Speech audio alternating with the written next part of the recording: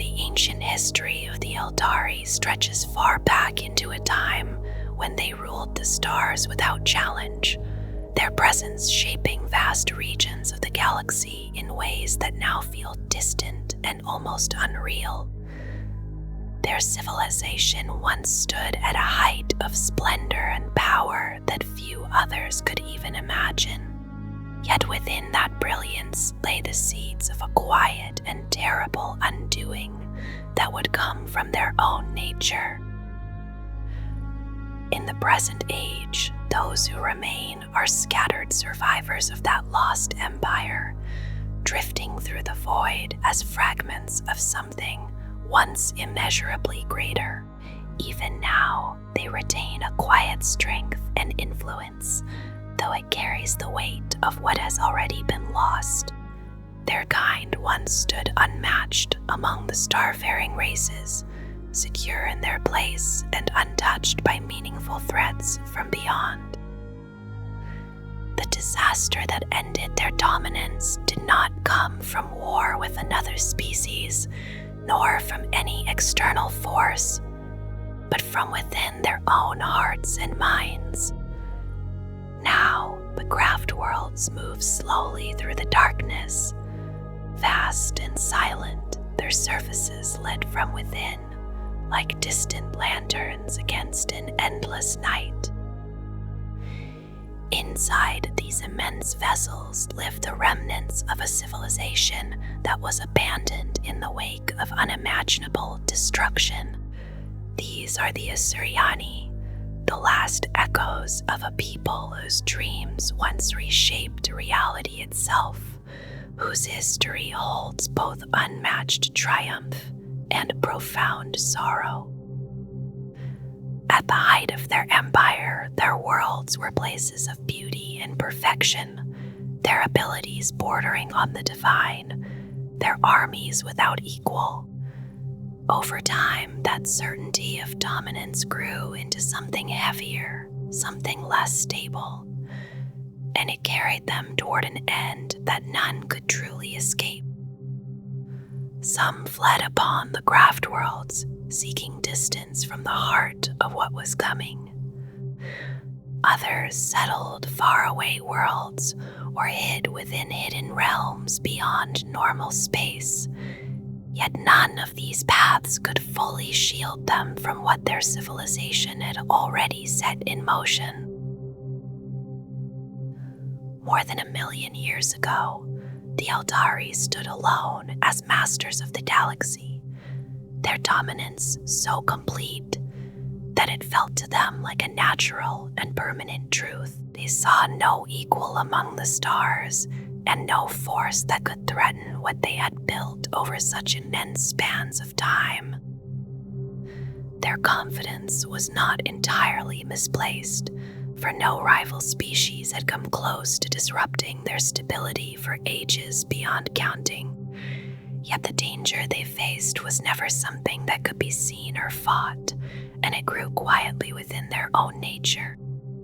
They moved freely across the galaxy, exploring its wonders and immersing themselves in every experience it could offer. Their mastery over technology was so complete that entire worlds were shaped for their desires, and even the lives of stars could be guided by their will. Across countless worlds, they followed their inclinations without restraint, seeking knowledge and sensation in equal measure.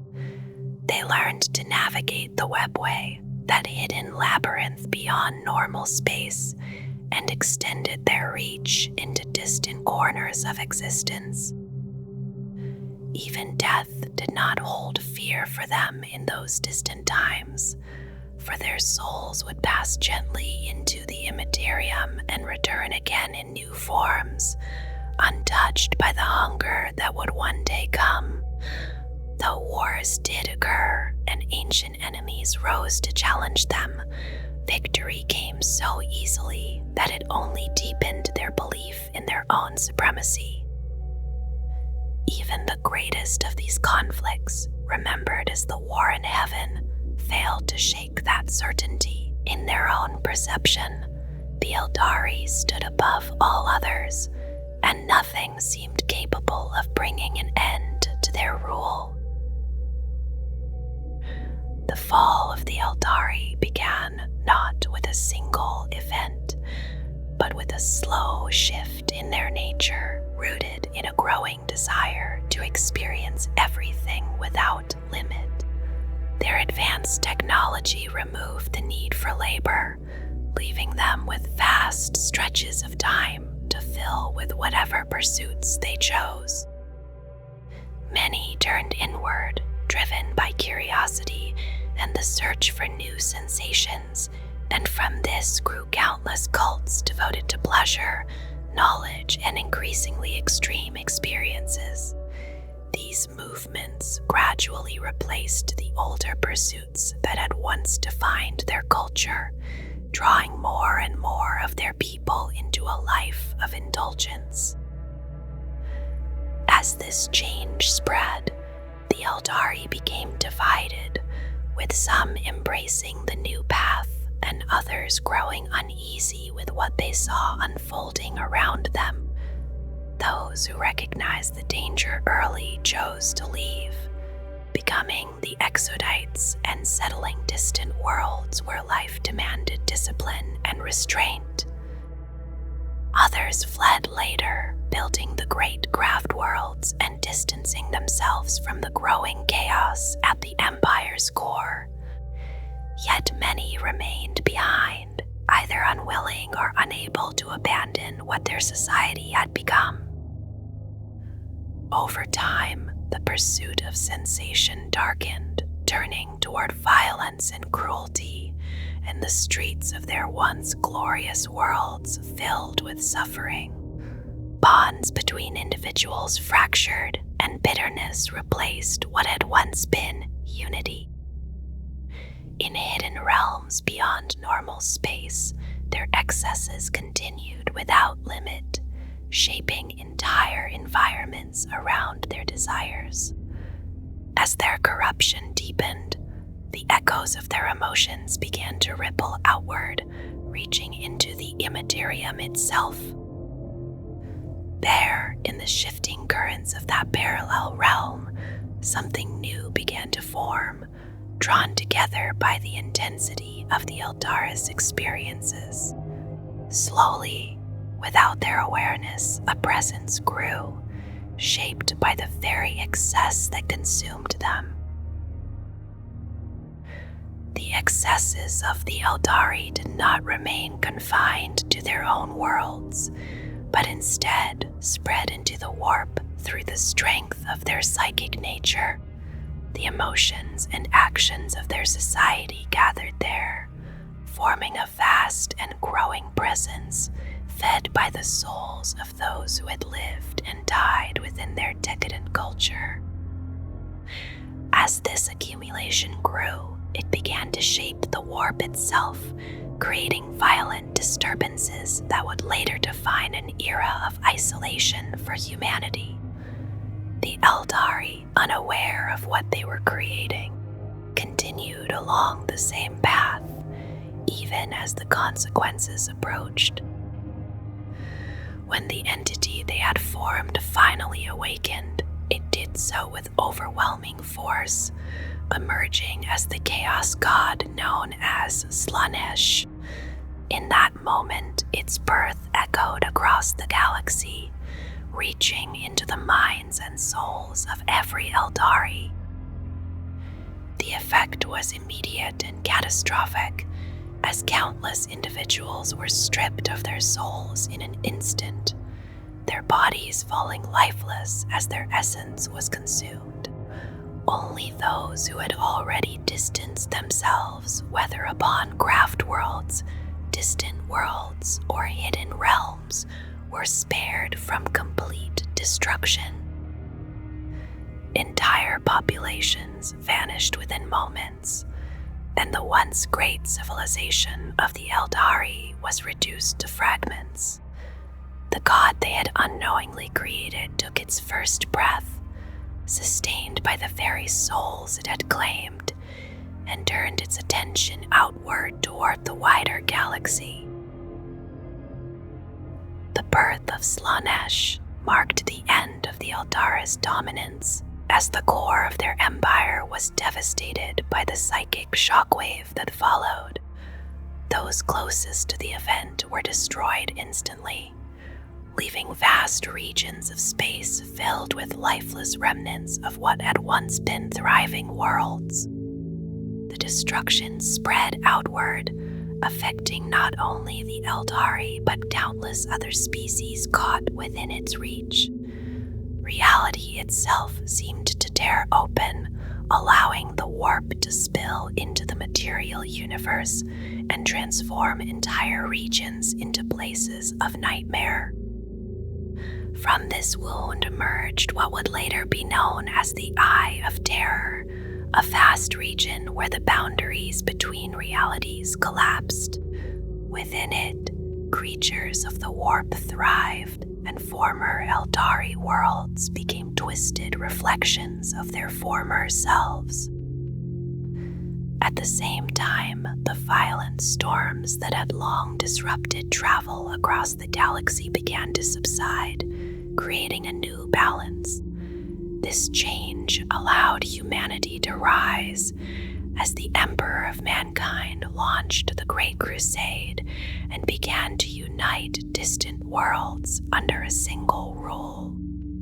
In this way, the fall of one great civilization became the foundation for another as the galaxy shifted into a new era shaped by different powers and different ambitions.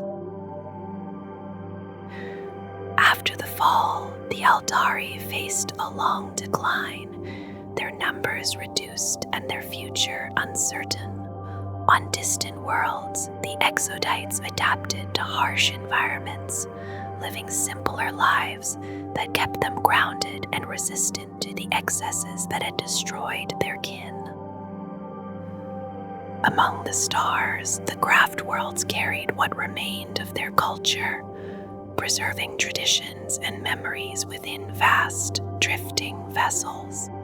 Their people lived with constant awareness of the threat that followed them, always seeking to avoid the attention of the entity that now hunted their souls. Within hidden realms, others continued the old ways, embracing the same indulgences that had led to the fall, even as they understood the cost that awaited them. These were the Drukhari, who sustained themselves through the suffering of others, delaying but never escaping their fate. For all Aeldari, death no longer brought peace, but instead the certainty of being claimed by Slaanesh unless extraordinary measures were taken. This knowledge shaped every aspect of their existence, reinforcing the sense that their people stood on the edge of extinction. Despite this, they endured, holding on to what remained and searching for ways to survive in a galaxy that had become far more hostile than the one they once ruled. The Aeldari now exist in a galaxy that no longer belongs to them, where humanity has risen to dominance through sheer numbers and relentless expansion.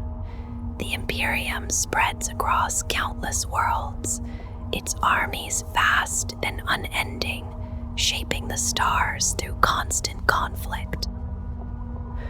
Other threats have grown as well, each adding to the pressure on the dwindling Aeldari population. The orcs have multiplied across the galaxy, their endless drive for battle making them a force that is difficult to contain. From beyond the edges of known space, the Tyranids have arrived, drawn by the promise of life to consume, their advance marked by overwhelming numbers and relentless adaptation. At the same time, ancient enemies stir once more as the Necrons awaken from long slumber to reclaim what they once held. Faced with such dangers, the Aeldari cannot rely on numbers or brute force, and instead must depend on skill, knowledge, and careful action. Even as extinction looms closer, they remain determined, choosing to fight rather than fade quietly into nothing. When the Great Rift tore across the galaxy, it brought further upheaval to an already fragile existence, dividing regions of space and altering the balance of power. For the Aeldari, this event carried deep psychic consequences, affecting them more strongly than most other species. Some Craftworlds vanished during this time, their absence felt as a profound loss among those who remained. The separation caused by distance and disrupted pathways made cooperation increasingly difficult, widening the divisions between different groups of Aeldari. Within their hidden routes through the webway, the effects of the warp's instability made travel uncertain, and even these once reliable passages became dangerous. Attempts to unite the fractured remnants of their people met with limited success, as old tensions and mistrust continued to grow. The emotional weight of these events lingered, shaping the thoughts and actions of the Aeldari as they struggled to adapt. Many turned to battle as a way to cope with the turmoil, directing their efforts against enemies both ancient and new. Amid this chaos, new beliefs and movements emerged, offering the possibility of change, though they also deepened the divisions within Aeldari society. With the changes brought by the Great Rift, the psychic abilities of the Aeldari grew stronger, manifesting in new and sometimes unpredictable ways. Those who followed the structured paths of their culture were better able to control these changes, maintaining balance through discipline. Among the seers, visions became clearer and more powerful, allowing them to perceive the threats of fate with greater precision. Protective measures were used constantly, as the increased psychic activity required greater vigilance to guard against unseen threats. Even those who focused on physical skill found their abilities enhanced, as their connection to deeper forces became more pronounced. In battle, this translated into heightened effectiveness, with familiar techniques taking on new intensity. These developments did not represent something entirely new, but rather an amplification of abilities that had always been present. The Aeldari adapted to these changes, using them as another means to endure in a galaxy that continued to shift around them. Among the Aeldari, some believe that salvation may come through the awakening of a new god, formed from the collected souls of their people. This belief has grown into a movement that seeks to harness the power of death itself, drawing strength from what was once seen as inevitable loss. The destruction of their original pantheon left a void, with only a few remnants surviving the birth of Slaanesh. From that moment onward, the fate of every Aeldari soul became tied to a single, consuming presence. To resist this, various methods were developed, including the use of spirit stones to preserve the souls of the dead within safe structures. These measures provided a form of protection, though they did not offer true freedom from the threat that followed them. The idea of Inned offered something different, a possibility that the accumulated spirits of the Aeldari could form a new power capable of opposing their greatest enemy. Efforts efforts to bring this into reality led to significant events, including a ritual intended to gather vast numbers of souls in one place. This attempt was interrupted, preventing the full awakening of the entity they sought to create.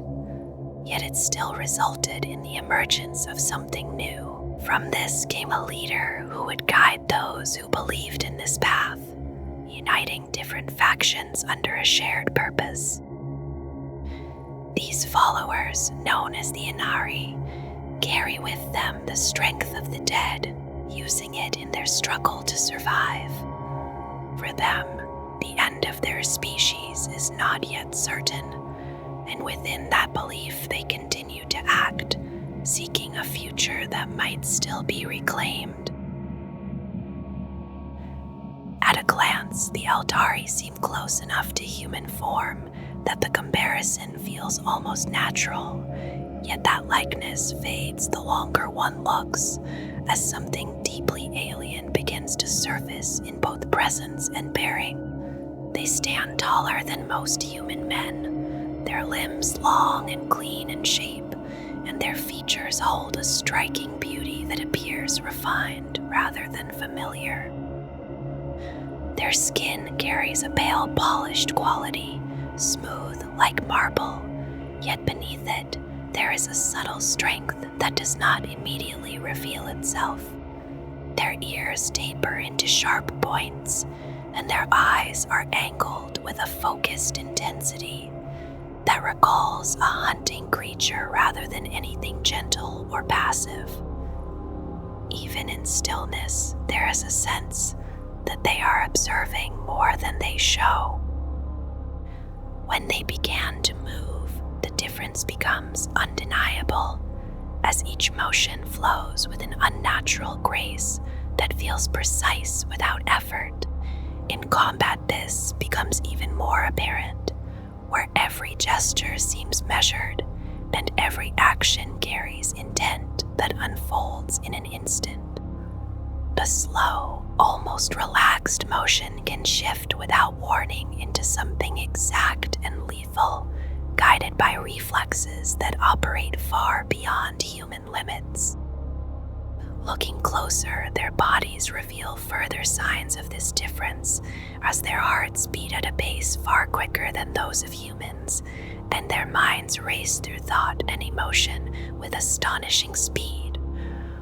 What might take a human moments to process is already understood and felt in an instant, leaving even the greatest human intellects seeming slow by comparison.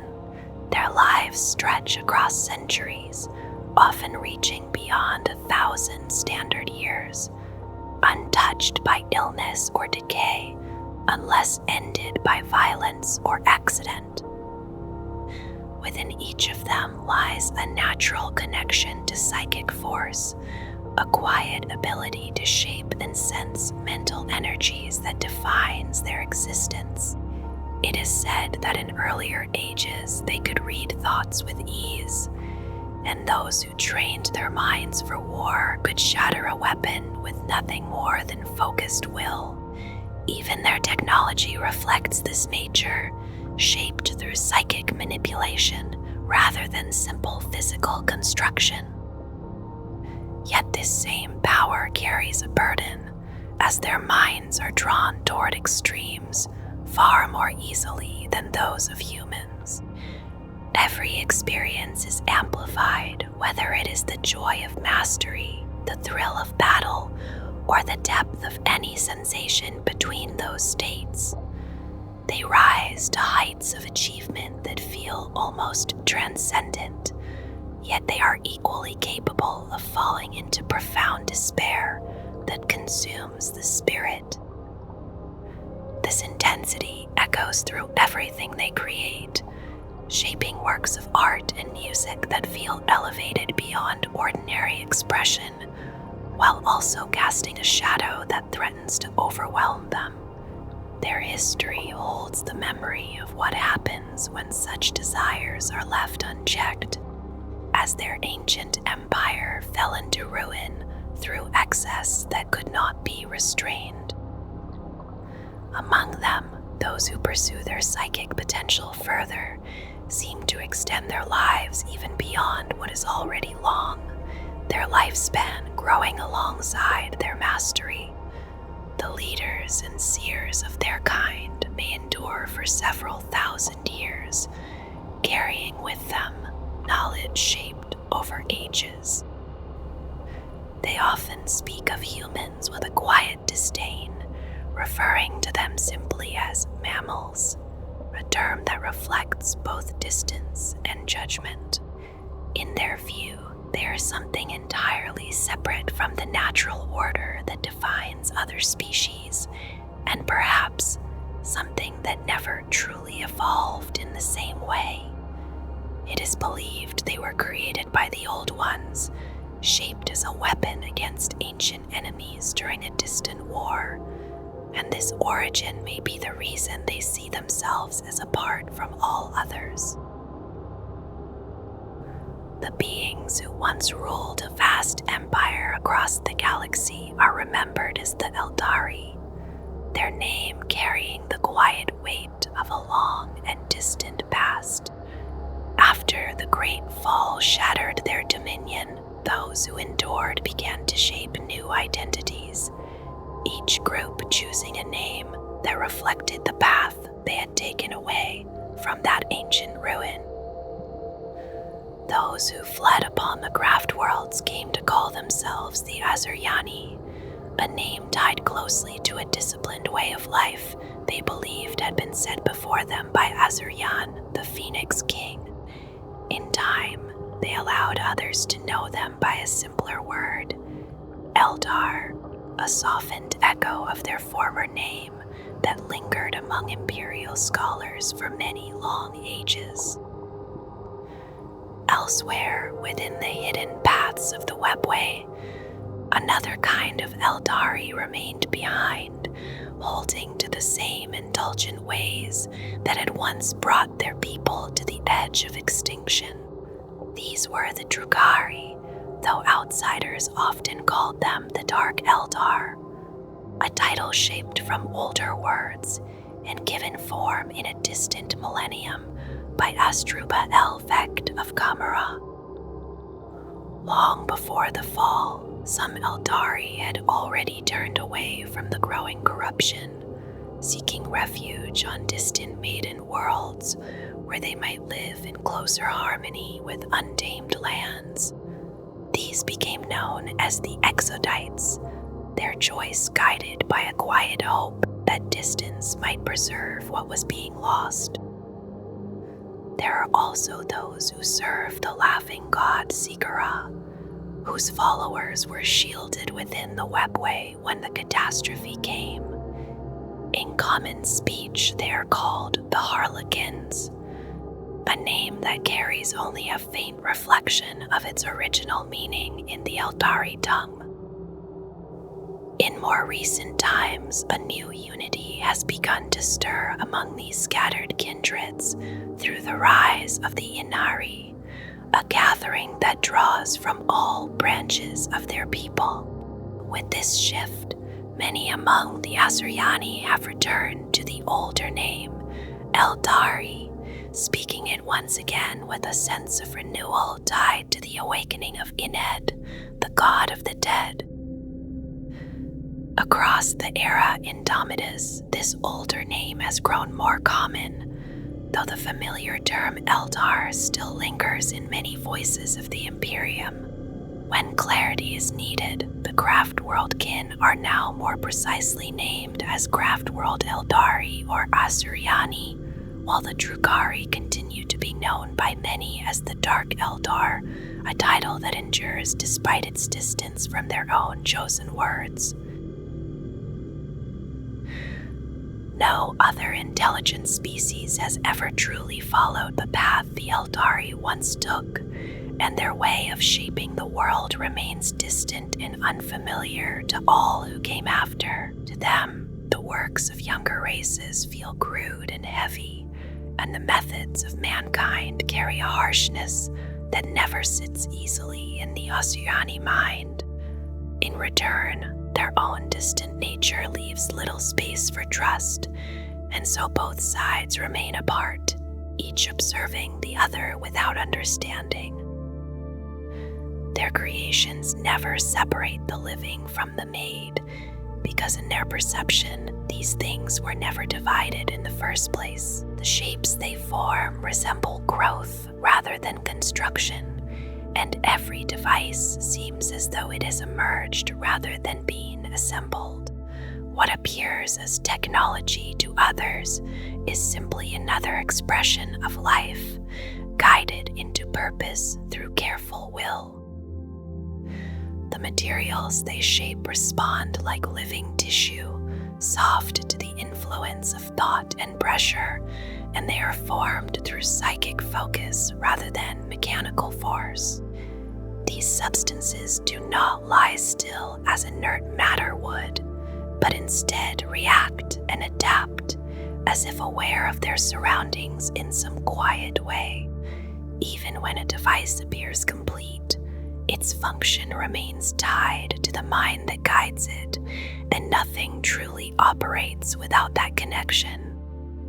Among all such materials, Wraithbone stands apart as the most enduring and remarkable. Grown patiently into form rather than forged through heat or labor, it bends without breaking, and when damaged, it slowly restores itself, as though remembering what it once was meant to be. This process can be guided by the careful voices of artisans known as bone singers, whose chants encourage the material to return to its intended shape with greater speed and precision. This ability to shape matter is not limited to rare specialists, as many among the Asuryani possess a natural sensitivity that allows them to influence the world around them. Through what others would call psychomorphism, they can guide raw materials into simple forms, and with effort they may work together to create more complex structures. Their hands are not always needed, as objects may drift and align through subtle force, directed only by thought. There is also a quieter gift, one that touches living growth itself, allowing them to guide plants and structures as they develop over time. In the distant past, this gentle influence shaped entire settlements where homes rose from trees and spread across vast stretches of land. These living cities reached upward into the air, forming natural shelters that carried both beauty and purpose within their design. Because of these abilities, their progress never followed the harsh rhythm of industry that defined other civilizations. There was no sudden transformation, no age of smoke and iron, only a gradual deepening of knowledge that unfolded over long stretches of time. Their craft matured alongside their own evolution, each step guided by patience rather than urgency. Through it all, their creations continued to reflect the same principle, that life and function are not separate paths, but a single, continuous process. Every form, every structure, and every tool carries that quiet unity, shaped not just by need, but by an understanding that creation itself is a living act. The tools of the Asuryani carry the same quiet precision as their creations, each one shaped with care and guided by unseen forces rather than brute strength. Their weapons do not rely on simple projectiles, but instead release streams of impossibly thin discs, each one guided by gravitic force toward its target. These blades move in bursts, almost like a whisper of motion, and they appear in many forms, from small pistols to larger cannons, and the familiar shuriken catapult. When an Aeldari life comes to an end, there is always a shadow waiting beyond, and the danger of losing the soul to the hunger of the warp cannot be ignored. To guard against this fate, they rely on spirit stones, small vessels that hold the essence of the fallen at the moment of death. These stones are placed within the infinity circuit of a craftworld, where the spirits remain at rest among those who came before. In times of great need, some of these spirits are called upon again, placed within constructs shaped from wraith bone, so they may fight once more. Such acts are not taken lightly, and many view this return as something deeply unsettling, a step too close to disturbing what should remain at peace. Travel itself follows a different path, as they do not rely on direct passage through the warp in the way other civilizations attempt. Instead, they move through the webway, a hidden network of pathways that connect distant points across space. These routes allow them to cross vast distances quickly, though the network itself has aged, with many passages lost or sealed over time. This system traces back to the old ones whose ancient designs shaped the foundations of this hidden realm. Yet not every destination lies within easy reach, and when a suitable gate is absent, the journey becomes more difficult, requiring careful movement between connected paths.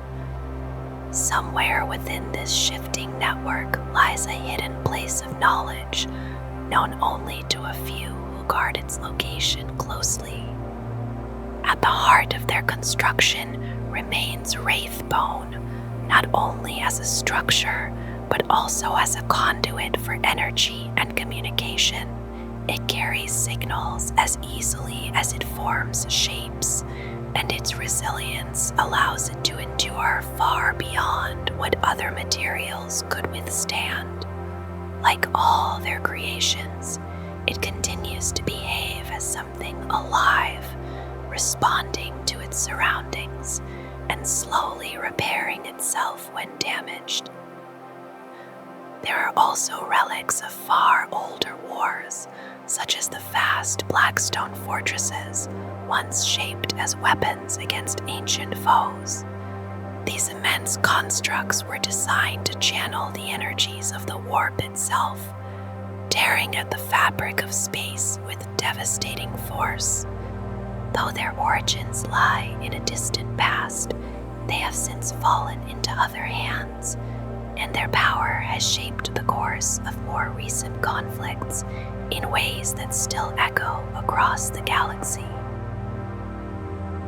Among the Asuryani, there are artifacts that remain as quiet echoes of a far greater age, each one carrying a fragment of the power their empire once held. These relics are rarely seen, brought forth only when necessity outweighs caution, and even then, they are handled with a sense of reverence that reflects their long history. Some of these items are shaped by legend as much as by craft, such as the bow linked to the hunts of Kurnos, where each shot seems to find the weakness hidden within its target. Others carry the memory of ancient conflicts, like the fragments of a once great blade, said to have been shattered alongside its divine bearer and later reforged into a weapon of great significance.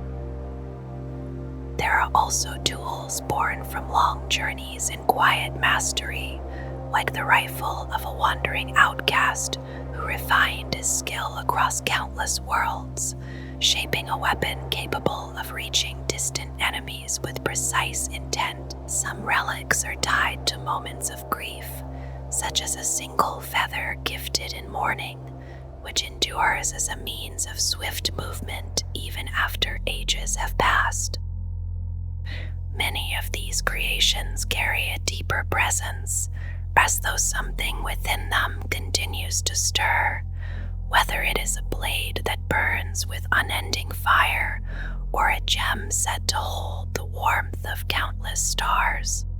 This same warmth is believed to have restored life once, and even now it is said to retain that power, offering a rare return from death itself. There are also quieter remnants, like a spirit stone that never joined the greater circuit, instead guiding others away from the mistakes that once led to ruin. Some garments do not conceal, but instead shift their wearer from sight entirely, leaving only the faintest trace of presence behind. Weapons of great force remain among these relics as well, capable of striking with power that exceeds all expectation, or resonating with energies that grow stronger under certain conditions. Others are tied to individuals who feared the loss of themselves, embedding their essence within their own creations so they might continue to protect those who walk the same path. Even the work of ancient artisans still lingers, seen in weapons that carry a fragment of their creator's spirit, leaving trails of light as they strike with remarkable speed. And among these remains there are symbols of honor and pride, objects that once marked the rise of great warriors, their brilliance drawing both admiration and danger in equal measure. Each of these relics stands as a reminder of what once was, and though many have been lost to time, those that remain are guarded closely, waiting in silence until the moment they are needed once more. As protection against the lure of excess, and as a guard against any return to the fall, the people of the Craftworlds follow a strict discipline known as the Path. Through this careful restraint of emotion, they turn away from sensation-seeking and guide their great intellect and energy toward a single, chosen purpose. Since the time of the fall, those who fled upon the Craftworlds have lived with an unavoidable fate. Their battles for survival have been many and often violent, yet the most important struggle remains within, where the nature of their minds has not changed. They are still drawn to powerful emotions, yet they have learned to fear unrestrained experience. Indulgence is set aside, and the philosophy called the Path shapes each part of their lives. In this way, their intensity is held in check, and their existence continues without endangering themselves or those near them. In adult life, each one selects a discipline, then gives themselves fully to its mastery. Every discipline becomes a path, and each path may lead into deeper choices. When one has been followed long enough, it is left behind, and another is taken, allowing the soul to be nourished by each experience. Over time, many paths may be walked, and each leaves its mark upon the one who follows it. These experiences deepen their understanding, yet each carries danger, for their minds can reach beyond what others would call obsession. These dangers are often imagined as hidden traps, waiting quietly for the unwary. When focus grows so complete that change becomes impossible, the individual is said to be lost upon the path. This fate is feared, for it can come to any despite discipline and training. Among those who walk the path of the warrior, such souls become exarchs, and there are others like the Farseers and the doomed bards of Twilight who reflect similar ends. There are countless paths open before them, some simple and common, others rare and perilous. Each offers a full way of life, and even those who follow less esoteric pursuits are held in equal regard. artisans shape the very structure of the Craftworlds, bringing form to their surroundings with careful hands. From among these quieter paths, the guardian militia is drawn when the time for war arrives. The Aeldari live surrounded by war, though it is not a state they would choose. Their generations are few, and each life carries great weight, so loss cannot be endured lightly. Younger minds may believe that fire and passion could restore what was lost, yet those who remember know that survival is the only true aim. Because of this, more walk the path of the warrior with each passing year, learning the arts of destruction that their nature so easily embraces. Long ago, the Phoenix Lords taught these ways to all, and so warriors arise from both male and female alike. The path itself is divided into many branches, each one a reflection of a different aspect of the war god Cain. Each of these aspects shapes the distinct style of combat, with its own weapons and methods, and each is practiced within a shrine kept upon the Craftworld. These shrines become places of focus, where the mind and body are refined through constant discipline. When war comes, each aspect takes its place, guided by its purpose.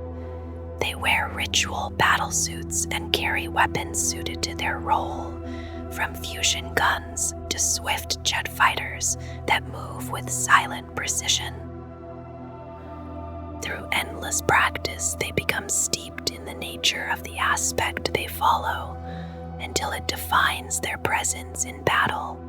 Yet outside the shrine, they may set aside these roles and move in peace among their kin. Only the exarchs remain within the shrines, bound to them in a way they cannot escape. Some aspects exist only upon certain Craftworlds, while others are known across many, forming a shared tradition among their people. In battle, each warrior plays their part with skill, and together they create a force greater than any single element. Their combined efforts bring destruction in a measured and purposeful way. With guidance from the Farseers and the command of the Autarchs, even a small group can strike with precision. The aim is always clear: to defeat the enemy without losing their own, for their numbers are too few to allow waste. Every life given in battle is a heavy cost, and such sacrifice is only made when no other path remains. In contrast, the lives of those they face are seen as having little value beside their own. At times, the discipline of the path becomes too heavy to bear, even for those who have long followed it. Some choose to leave their Craftworlds, becoming outcasts who step beyond the structure that once guided them. For years or even decades, they wander without that protection, carrying the full weight of their heightened awareness. Their minds, open and unguarded, shine within the unseen realms, drawing the attention of predators and the ever-present threat of Slaanesh. Only those of strong will endure such exposure, and many return after long journeys through distant places. They travel between worlds, visiting human settlements or the distant homes of the Exodites, gathering stories and experiences along the way. These wanderers are not welcomed for long upon the Craftworlds, as their presence carries risk.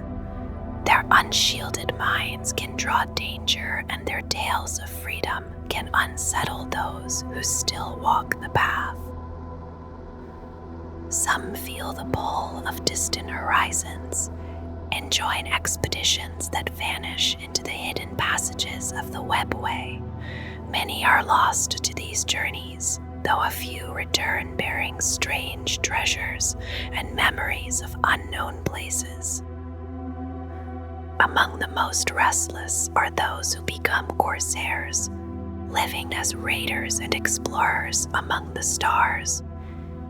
They may still visit their kin, yet they also prey upon ships of many races, driven by impulses that grow less restrained over time. These fleets are feared, known for sudden violence and shifting moods that move between generosity and destruction. Their names carry weight, and their presence leaves uncertainty in its wake. To those who do not understand them, there is little difference between these outcasts and other Eldar who travel the void. Their ships appear without warning and vanish just as quickly, leaving only confusion behind. At times, they may stand beside the Craftworlds against a shared threat, or receive aid in their own ventures. Such moments blur the lines further, shaping the belief that all Eldar move as one in unpredictable and dangerous ways. Beyond the more visible ways, there are many other paths that shape their lives. Some turn toward music or art, giving themselves to creation in forms that reflect their inner focus.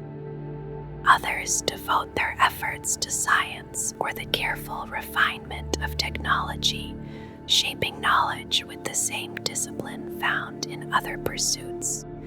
These paths support their survival, even if they do not demand the same intensity as those of the seer or the warrior. Among them are those known as bone singers, who tend to the living structure of the Craftworlds. They shape and repair the wraith bone that forms their surroundings, guiding it with quiet precision. There are also those who follow the path of the mariner, committing themselves to the operation of their vessels.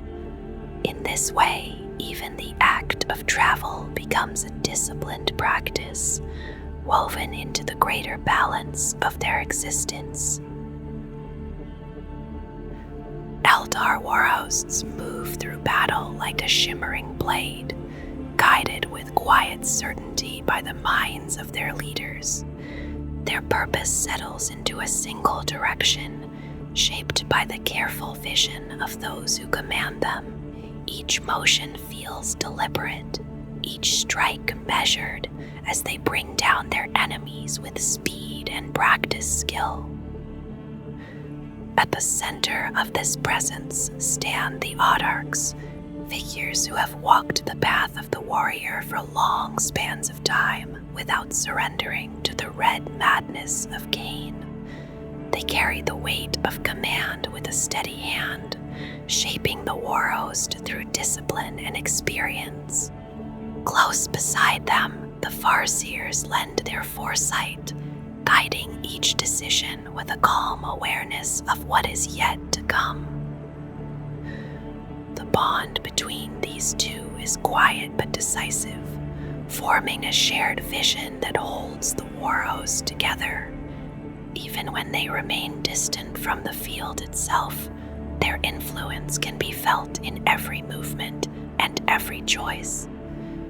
Victory or defeat often rests within that unseen guidance, carried through the warriors who act upon it. In earlier times, warhosts could be formed entirely from aspect warriors, yet the passing ages have changed this balance. Many now rely on guardians, citizens who have set aside peaceful paths to take up arms when necessity calls. Despite this, their skill does not falter, and even a modest gathering of such fighters can stand against forces far greater in number. When defense is required, the battlefield can shift beneath the will of the Autarch as weapon platforms and ancient artillery spread fire across the ground. At the same time, swift riders and armored engines move with sudden speed, striking where the enemy is most vulnerable. Each action feels like part of a wider design, unfolding with quiet precision. Among them, the warriors of the Aspect Shrines stand apart, driven by the intense focus of their exarchs and honed to a sharper edge than any other. They're placed carefully, sent forward where their presence will cut deepest, and their impact often decides the course of the conflict. In moments of greater need, other forces answer the call, emerging from silence to join the Warhost. Ghostly constructs walk beside living warriors, and distant watchers take their place with steady aim. At times, even the avatar of the bloody-handed god is drawn into the struggle, its presence marking the gravity of the hour. As the final years of this age draw closer, such gatherings are no longer rare, and the Warhosts take the field with growing frequency. There is an understanding that settles over them, a quiet acceptance that they must continue to fight or slowly fade from existence. In the time before the Great Fall fully took hold, there were still many among the Aeldari who resisted the slow pull of excess and decay, and they remained behind in quiet defiance, trying to guide their people away from a path that could no longer be changed. Some of the greatest seers began to sense what was coming, and in those distant moments they gathered their strength and began a vast undertaking, shaping immense vessels from wraithbone, each one grown with care and intention until it reached a scale that felt almost like a drifting world. Into these living ships they carried what could be saved, bringing with them the last uncorrupted souls, along with art, living plants, and creatures from their fading homes, preserving fragments of a civilization that could not endure. These Craftworlds departed just before the end, and the exodus was so close to failure that some were caught in the psychic storm unleashed at the birth of Slaanesh, shattered by its force or dragged into the orbit of the Eye of Terror, where they remain under constant threat. Others continued onward through the void, scattered across the galaxy, their numbers uncertain and their paths often unknown, as they drift beyond easy contact and remain distant even from one another. Those who live upon these vessels call themselves the Asuryani, and they are believed to form the greater part of what remains of their kind, though no one can say how many endure within these silent, wandering worlds. Within each craft world, there are spaces that hold echoes of their lost origins, biodomes where plants and animals are tended with care, and where memory is preserved through living things rather than words alone. Though each craft world governs itself and walks its own path, there is still a quiet understanding between them, and aid may be offered when it is needed, even if disagreements sometimes grow strong enough to lead to conflict. At the heart of every craft world lies the Infinity Circuit, a vast structure of solidified psychic power where the spirits of the dead gather and remain, forming a shared consciousness that both strengthens and guides the living. In a time where Slaanesh hungers for every Aeldari soul, this place has become their closest refuge after death, for any spirit that is not bound within it will be drawn into the warp and consumed by the great enemy. Because of this, the Asuryani defend their craftworlds with a quiet intensity that rarely falters, knowing that the loss of their home would also mean the loss of their souls and the end of all that they had struggled to preserve. Far out along the edges of known space, the craftworld Aeldari moves in silence, its people holding tightly to their discipline as they remain ever watchful for the influence of Slaanesh, more cautious than most of their kin. Life upon Aeldari is shaped by strict adherence to the path, and this rigidity often leads some to leave, choosing instead to wander as rangers or corsairs, carrying their skills across the galaxy while still remembering where they came from.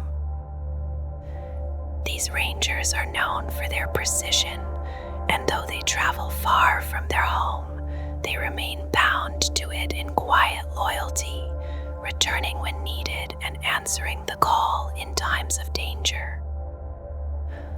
Among them are the Pathfinders, whose skill surpasses even that of their peers. And when great threats arise, Aeldari gathers its scattered warriors to defend itself, drawing strength from those who have walked far from its halls. Their vigilance extends beyond the present as they continue to watch for the return of ancient enemies. And when the Necrons began to stir once more, Aeldari moved swiftly to disrupt their awakening and protect those at risk. Their symbol reflects this resolve, a blade that recalls an ancient weapon of myth, and their colors carry the same quiet determination that defines their path. Hidden beyond ordinary reach, the Black Library exists within the shifting pathways of the Webway, a place where knowledge of chaos has been gathered and preserved, even as much of it was lost when their civilization fell. It is guarded by the wisdom of farseers drawn from many craftworlds, and protected by the Harlequins, who serve a greater purpose tied to the Laughing God, ensuring that what remains of this knowledge is neither lost nor misused. Access to this place is not easily granted, as only those who have faced the truth of chaos within themselves may pass, while others are turned away by forces they cannot overcome. Among the craftworlds, Bieltan stands apart in its focus on war, its people holding firmly to the belief that their lost empire can one day be restored, and that the path to that future begins with strength. From the moment they reach maturity, they take up the role of warriors, and only after proving themselves in battle do they move forward, shaping a society where conflict is not avoided, but embraced.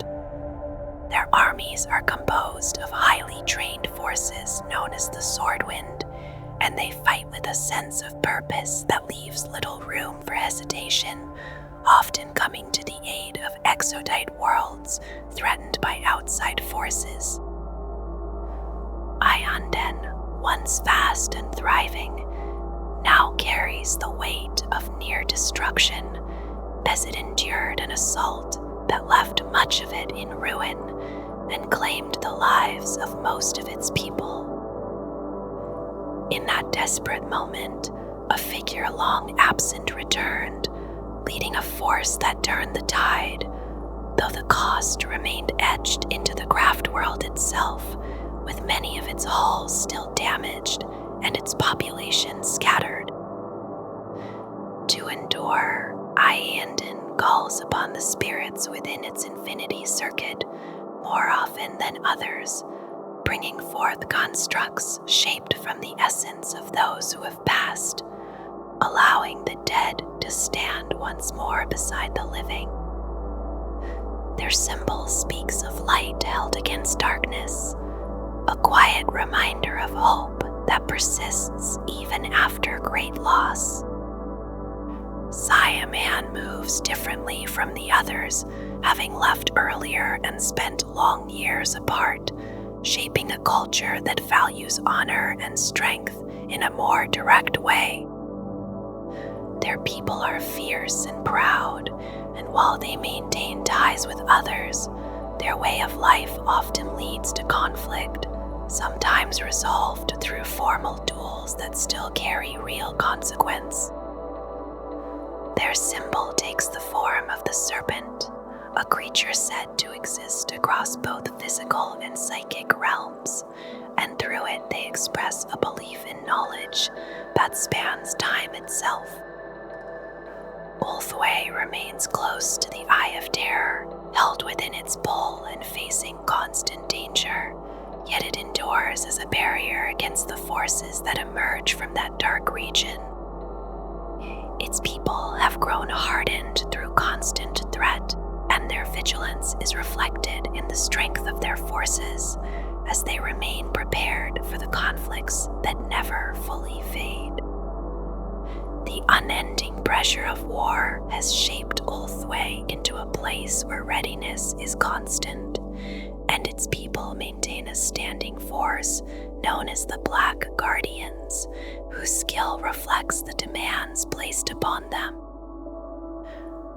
Living so close to the Eye of Terror has also deepened their connection to psychic power, and many among them possess abilities that stand out even among their kind, forming a strong presence within their society.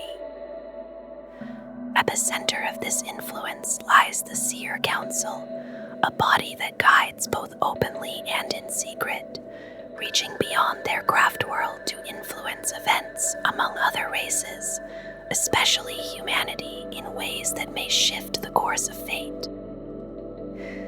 This practice has allowed Ulthwé to endure where others might have fallen, as their actions shape outcomes long before they fully unfold. Their symbol, known as the Eye of Isha, reflects a deeper sorrow tied to a story of separation and loss that echoes through their beliefs. It is said that Isha wept when she was parted from her children, and those tears were forged into spirit stones, giving the living a way to remain connected to something beyond their immediate world. Those who fight under this symbol carry that memory with them, holding on to a sense of what was lost and what still remains to be protected. Altanzar once lingered near the edge of the storm that reshaped everything, surviving the first shock only to be drawn into the pull of the Eye of Terror, where its struggle against chaos continued until it vanished from sight. For a long time, it was believed to be lost, though later signs suggested that it may still exist, and this uncertainty has left others wary of those who claim to come from it, as survival in such a place seems almost impossible. Ilkaith remains close to that same danger, and its people have shaped themselves through constant war, fighting against the forces of chaos with a determination that does not fade. Their history carries both creativity and conflict, as their artisans continue their work even in battle, while their campaigns against the great enemy define much of their existence. Yggdrasil follows a different path, guided by a devotion to a figure tied to knowledge and sacrifice, and its people seek out lost secrets from places that few would willingly approach. Their efforts are driven by the belief that survival may depend on what can be recovered, even if the cost is high and the path is uncertain. Kaelor remains distant and largely unknown, its past fading into obscurity, and its movements through the galaxy so rare that even those who track it do so with caution and distance. Lugganath moves with a sense of separation from others, its people drawn toward a vision of leaving the galaxy behind, seeking to claim the webway as a place where they might begin again. Their presence is often linked with roaming fleets, and their symbol reflects a memory of lost stars, holding on to a quiet idea of hope that is rarely spoken. Mimura carries the weight of its own decline, as it once stood apart from the fall, only to eventually follow the same path into ruin, leaving behind a Craftworld built in its final moments. For long years it remained hidden, drifting without contact, until signs of its presence emerged again, tied to distant discoveries and forgotten places. Imeilok is known for its craftsmanship, shaping weapons and engines that stand among the most formidable, and its forces are supported by machines of great power. There are whispers of a weapon capable of vast destruction, though such things are not openly discussed, and its symbol reflects a belief that their fate is something they must shape themselves. Some Craftworlds are known only through brief encounters or fragments of record, such as Aaaeldari, which once stood alongside the Imperium during a time of war against chaos, forming an alliance that was both rare and necessary. Others remain little more than names, drifting at the edge of awareness, while a few carry reputations shaped by belief, like Dorai, whose people see themselves as untouched by the corruption that ended so much of their past. Ilsuriad suffered a sudden and devastating event, when a performance meant to entertain became a gateway for something far darker, leading to a loss that struck at the heart of its people. Dalinar maintains stronger ties with others, often fighting alongside allies in shared battles, and its connection with certain Harlequins is marked by a strange consistency where actions seen elsewhere do not occur within its domain.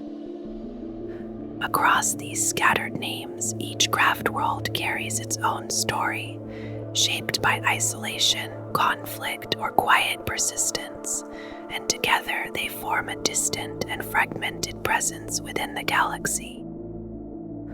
Among them, Xandros is remembered for something unique, tied to a single aspect of war that exists only within its halls, adding another small piece to a wider and fading picture. Not all Craftworlds endured, and many were lost in ways that echoed through what remains, their names remembered only as fragments of a past that cannot be restored. Some fell to war, like Aeldari, whose destruction came through a relentless siege, leaving only a handful of survivors who carried its memory elsewhere, and whose loss led to acts of retribution that reshaped other fates. Others were undone by the paths they chose, as Lughnasadh wandered through hidden ways that led not to safety, but into regions where the forces of chaos were already rising, and its end came swiftly as it was overwhelmed. Malantai met a different fate, consumed by a sudden and devastating assault that left it empty and drifting, later found only to reveal that nothing of value remained, and even that hollow shell was eventually set on a final course. There were those destroyed during earlier ages, when expanding powers swept across the galaxy, and their passing became part of a wider history of conflict that reached far beyond their own kind. Each loss adds to a quiet understanding among the living that survival is never certain, and that even the greatest works can fade, leaving behind only memory and the silence that follows. During the time of the fall, not all of the Eldar moved blindly into decay, and some among them began to speak quietly against the growing excess and the strange pull of hidden cults. Their warnings were often dismissed, and many were seen as rigid or misguided, yet the slow collapse around them made it clear that decline would not simply pass with time. In that realization, a few chose to leave behind their ancient worlds, seeking distant places untouched by the spreading corruption that had taken hold of their kind. These travelers were among the last who had not been altered by that influence, and their numbers had already become very small by the moment they departed. Over time, they came to be known as the Exodites, a name tied to that quiet but decisive separation. The worlds they settled carry a different feeling when compared to the vast roaming domains of other Eldar, and they are often described as simple or even rustic in contrast. Yet beneath that appearance, fragments of advanced knowledge remain, preserved in forms that feel older and more grounded in place. One such presence is the network they maintain, known there as world spirits, formed through standing stones and silent circles shaped from psychoactive crystal. Life upon these planets often follows the rhythm of land and season, with many communities tending fields or moving alongside herds that wander across open terrain. Some groups live in ways that appear almost nomadic, guided by harvests and the slow movement of animals across their territories. This way of living has shaped how others see them, and many Craftworld Eldar imagine their existence through that lens of simplicity. Even so, these lands offer refuge, and those who walk apart from Craftworld society may find a place among the Exodites who show a greater willingness to accept such wanderers.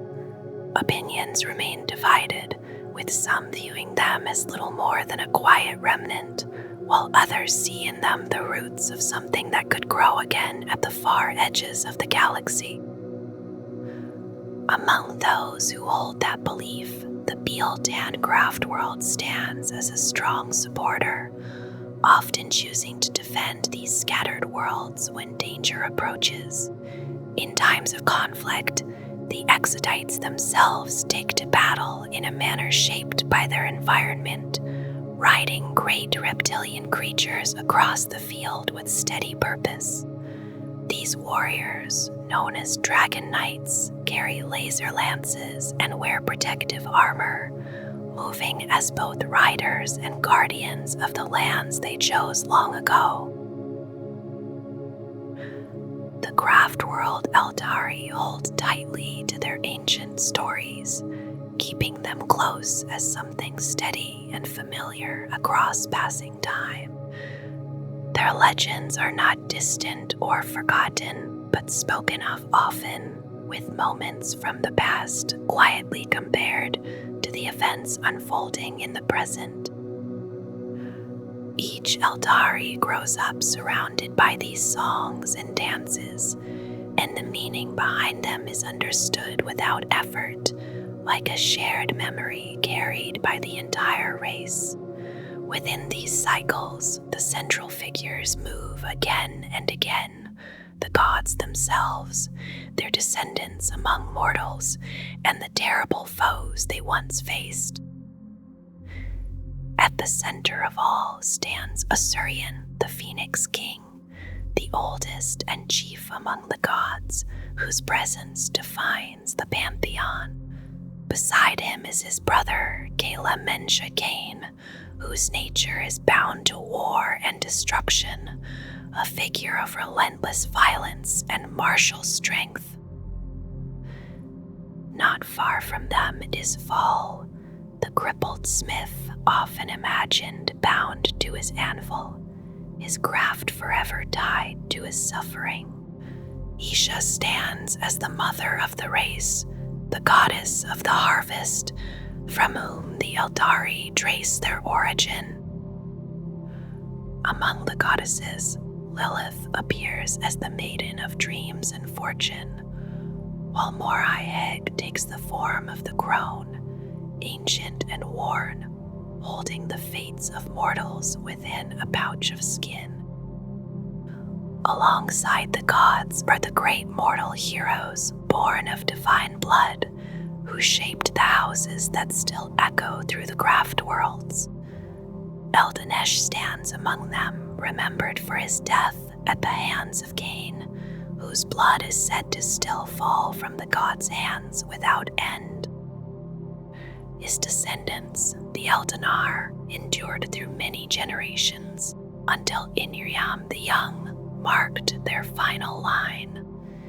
In contrast, the bloodline of Ulfanash, Eldanatia's brother, continues upon the Craftworld Iyanden even now. When Slaanesh was born, the moment shattered the pantheon, stripping the gods of their power and leaving only 2 survivors. Sigora escaped through cunning, while Cain endured through sheer force, though even he could not remain whole. Their battle in the warp was vast and exhausting, and though Cain fought with all his strength, Slaanesh proved stronger in the end. Yet the victory was incomplete, and instead of being consumed, Cain was broken apart into fragments. These fragments came to rest within the cores of the Craftworlds, where they became the avatars of the bloody-handed god. Even now, these forms are awakened when war calls, rising to lead the Asuryani once more. Though the Aeldari still honor their gods and remember their stories, they no longer look to them for aid or intervention. Instead, a new presence began to form, quiet and distant at first, growing within the souls of the dead. Ened, the god of death, was long believed to be taking shape within the infinity circuits of the Craftworlds. His awakening was hastened during the Battle of Port Demesnes, when Eldrad Ulthran performed a ritual that stirred him into partial existence. From within the Immaterium, Ennead reached outward and chose Ifrain, once a corsair and gladiator, to act as his voice.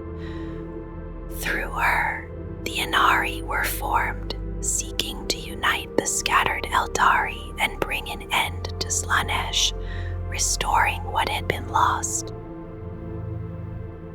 Kaela Mensha Cain endures as one of the few remaining gods of the ancient Aeldari, a figure defined by violence and an unyielding nature that sets him apart even among his divine kin.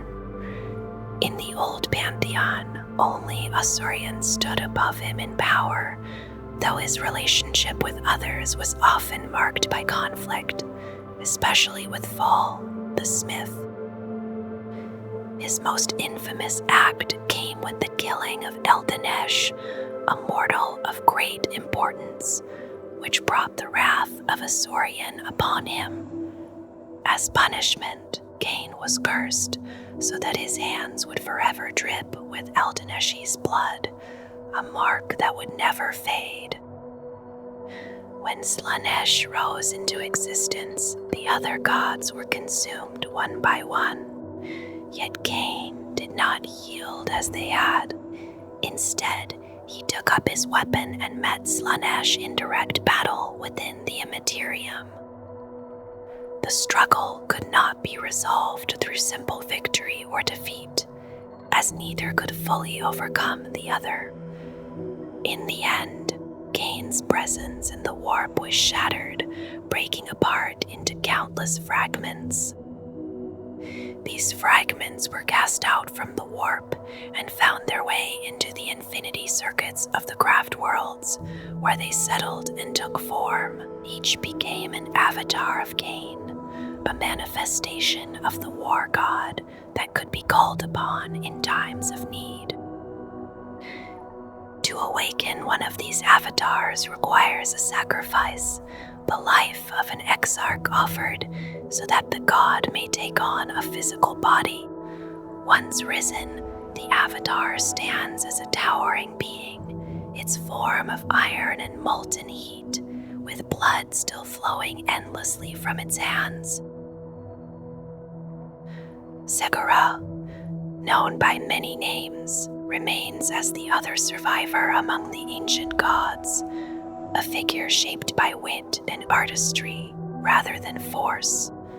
His nature as a trickster set him apart, and this distance from the corruption of the old empire is said to have allowed him to endure.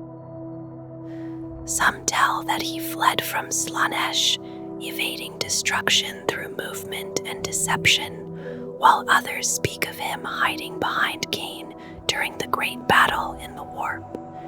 In the aftermath, he slipped away into the webway, a place where Slaanesh could not follow. There he remains, moving through its hidden passages, knowing every path and every door, a presence that cannot be easily traced. As the patron of the Harlequins, he stands as their guide and protector, unchanged from his original form. The Harlequins themselves follow a different path from their Craftworld kin, placing their trust not in spirit stones but in their god. Upon death, they become one with his presence in the warp, their souls held within his influence. Only the solitaires stand apart from this protection, their souls claimed by Slaanesh unless Sigurd can reclaim them, a fate that hangs uncertain even under the Laughing God's watch. Asuryan, the Phoenix King, stands at the beginning of all things within the Aeldari pantheon, a figure associated with fire and light that defines his presence. Though he held authority over the other gods, his fate was no different when Slaanesh came into being. He too was consumed within the warp, leaving behind only the memory of his rule and the teachings he gave. Among these teachings is the path followed by the Asuryani, a way of life meant to restrain their darker impulses. It is through this connection that they take their name, calling themselves the Children of Asuryan, a reflection of the guidance he once provided. Isha, the Great Mother, is remembered as the source of life for the Aeldari, a figure tied closely to growth and fertility. Her story is marked by both care and suffering, shaped by events that placed her at the center of conflict. For a time, she was held captive by Cain, until Val secured her freedom through his own efforts. Even in freedom, her sorrow remained, and she is often imagined in tears, her grief tied to her separation from her children. Those tears are said to have hardened into spirit stones, objects that now protect the souls of the Asuryani after death. Through them, a trace of her presence continues to shield her people. There are also stories that speak of her survival beyond the fall of the Pantheon, suggesting that she was taken by Nurgle instead of being consumed. In these tales, she is kept within his domain, confined yet still aware. While imprisoned, she is forced to endure the diseases he creates, yet she whispers the cures to mortals whenever she can, offering quiet resistance even within her confinement. Val, the Smith of the Gods, is remembered for his craft as much as for his rivalry with Cain, a conflict that shaped his fate. When Isha and Kurnus were imprisoned, it was Val who sought to free them, agreeing to forge 100 blades as payment. Time pressed against him, and as the final blade remained unfinished, he chose to conceal a mortal weapon among the others. This deception succeeded long enough to secure their release, though it did not go unnoticed forever. When Cain discovered the truth, his anger demanded a response, and Val completed his final work, the blade known as Ynnari the Dawnlight. With it, he faced the war god in battle. Despite the strength of the weapon, Cain proved the stronger, and Val was left crippled. As punishment, he was bound to his anvil, a state that reflects both his skill and his suffering. Morai-Heg the Crone exists as part of a trinity alongside Isha and Lilith, representing the final stage of life and the weight of knowledge. Her form is ancient and worn, and she carries the fate of mortals within a pouch made from Aeldari skin. Her pursuit of knowledge led her to a strange act, one that required the involvement of Cain. Through manipulation, she persuaded him to sever her hand so that she could drink from her own blood.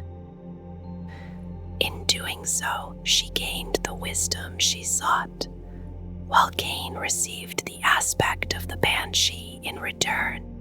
Her severed fingers became the Crone's words, artifacts now sought for their role in awakening Ynnari.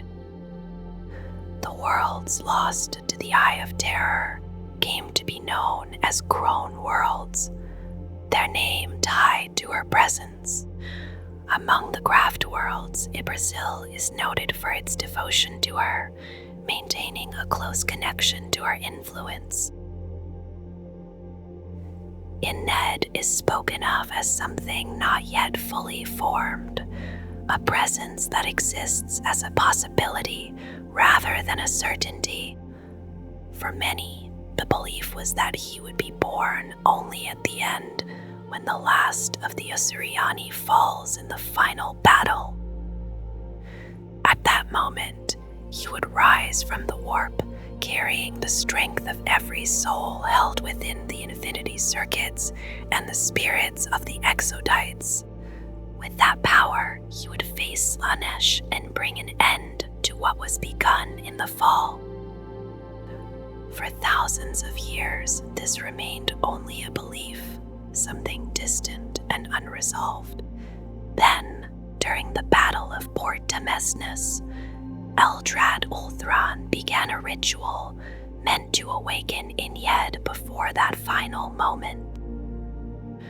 The ritual was interrupted, yet it was enough to stir the god into partial awakening, allowing him to reach outward. He chose Yvraine as his prophet, drawing her into a new purpose.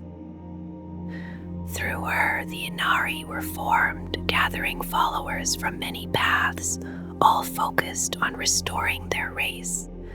Their goal is tied to the Crown Swords, which they seek across the galaxy. When brought together, these artifacts are meant to complete a ritual that will allow Ynnari to fully rise, entering the warp to confront Slaanesh.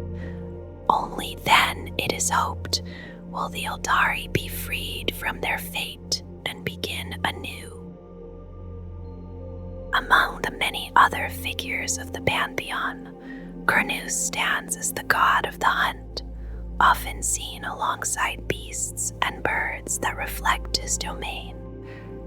As the consort of Isha and father of the Aeldari, his role connects closely to both life and survival. He too was imprisoned by Cain after breaking the law set by Asaurian, an act that contributed to the conflicts that followed. Mensha appears as a lesser figure, yet her connection to both Cain and Asuryani places her within the structure of the pantheon. Morai-Heg is spoken of in quieter terms, a wandering presence tied to the webway, moving unseen across its paths since the earliest times. Lilith, as the maiden, holds her place through dreams and fortune, completing the balance among the goddesses. The cosmic serpent, known as Dromlock, exists in both material and psychic realms, a being said to understand all things across time. It is linked closely to Sigurd, offering aid and even carrying him across unseen paths. Its presence is reflected in many names and symbols, carried forward by the Harlequins and echoed in the Craftworld Saim Han. The serpent's meaning extends beyond a single story, becoming a sign of transition, a passage from one state of existence into another. The Aeldari move through the galaxy with a quiet distance from most other races, holding little warmth for those who share the stars with them. Their long history carries deep scars, and among all threats, the forces of chaos remain the most bitter and consuming in their memory. Much was taken from them, more than many other civilizations have ever lost, and that weight lingers in every encounter they choose to make or avoid.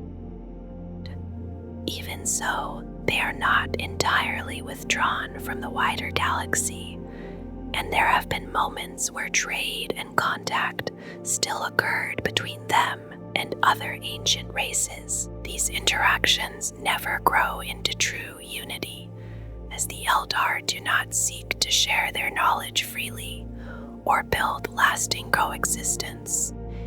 Instead, they remain apart, watching, engaging only when it serves their own path, and then retreating once more into their guarded existence. There was a time when the distance between mankind and the Aeldari was not yet filled with open hostility, though that fragile balance did not endure. A meeting once took place upon the maiden world of Tarsus, where Fulgrim and Eldrad Ulthrin came together in what was meant to be a peaceful exchange. Fulgrim was willing to leave such worlds untouched, yet Eldrad carried a warning about Horus and the shadow of betrayal that had already begun to grow. What followed did not unfold as intended, as Fulgrim had already been touched by a hidden corruption that neither side fully understood. When Eldrad sensed this presence, the moment of peace gave way to sudden violence, and what could have been an alliance instead became a wound that never truly healed. Fulgrim saw betrayal where there had been warning, and from that point onward, trust between their peoples faded into near constant war. Still, their relationship is not one of simple hatred, as the Aeldari often leave human worlds undisturbed and have even fought alongside Imperial forces when greater threats arise. There are moments where they stand together against chaos, or against forces that would consume both their civilizations alike. Yet these alliances never last, as the Aeldari remain wary, sometimes striking without warning or using others to shield themselves from danger.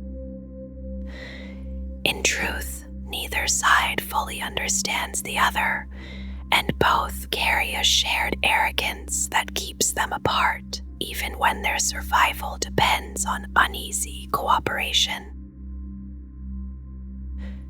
The orcs are seen by the Aeldari as a crude and relentless force, driven by instinct and destruction as they move from world to world, Their presence in the galaxy is like a constant storm, breaking whatever stands before them and leaving little behind but ruin. This nature has brought them into conflict with the Eldar many times across the ages. Yet within that chaos, the Eldar have found ways to turn the orcs to their advantage, shaping events so that this destructive force strikes elsewhere.